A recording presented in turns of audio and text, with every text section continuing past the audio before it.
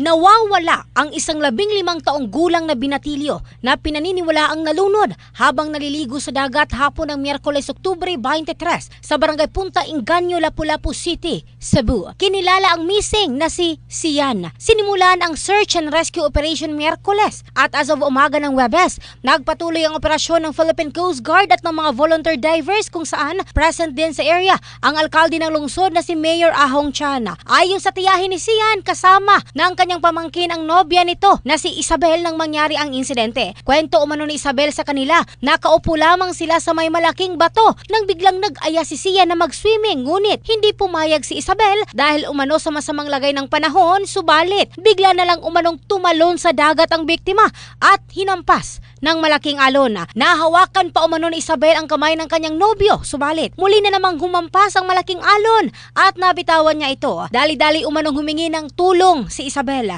Nitong Huwebes, emosyonal na naghihintay si Isabel na ma-rescue ang kanyang nobyo habang humihingi naman ng panalangin ang tiyahin ng biktima na naway mahanap na ang kanyang pamangkin. In the heart of changing lives, ito si Michelle Craste ng Brigada News Philippines, the Music and News Authority.